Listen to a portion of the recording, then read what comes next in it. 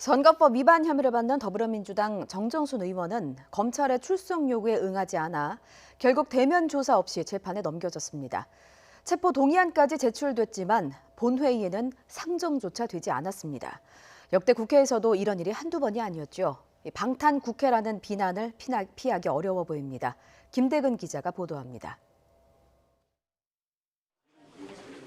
더불어민주당 정정순 의원은 공직선거법 위반 혐의 등으로 검찰의 출석 요구를 받았지만 공소시효 마지막 날까지 응하지 않았습니다.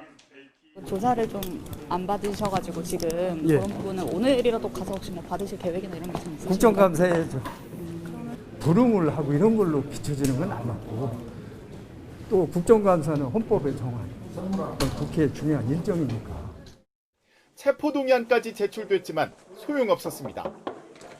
불체포 특권을 가진 국회의원에 대한 체포동의안은 국회 제출 이후 처음 열리는 본회의에 보고하고 24시간 후 72시간 이내 표결해야 합니다. 지난 5일 정 의원의 체포동의안이 제출된 뒤 첫 본회의 예정일은 오는 28일. 하지만 이보다 앞선 15일 정 의원이 받는 3가지 혐의 가운데 공직선거법 위반 사건의 처벌 시효가 끝난 겁니다. 그 사이 민주당 지도부는 자진 출석을 권유했지만 체포동의안 표결을 위한 본회의 소집 움직임은 없었고, 국민의힘은 암묵적인 비호라며 반발했습니다. 정정순 의원은 국정감사 기간 중이라도 조속히 검찰에 자진 출석해 혐의에 대해 성실하게 조사받고 소명해 주기 바랍니다. 이 불체포 특권을 활용하려는 정정순 의원을 묵시적으로 비호하고 있는 민주당도 그래서는 안 될 것입니다.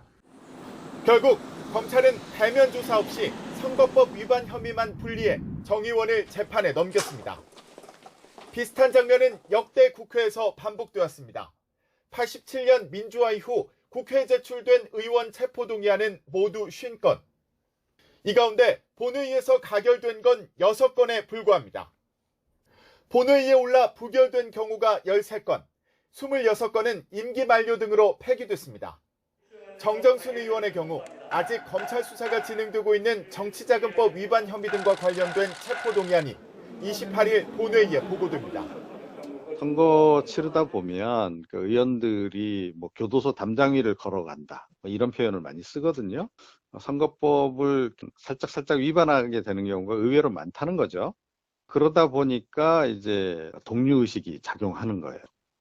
국회의원들에게 불체포 특권을 보장한 건 부당한 권력으로부터 국민의 대표를 보호하기 위해서입니다. 하지만 이런 장치를 방패막이로 악용하는 구태가 반복된다면 국회에 대한 국민의 불신은 더 커질 수밖에 없습니다. YTN 김대근입니다.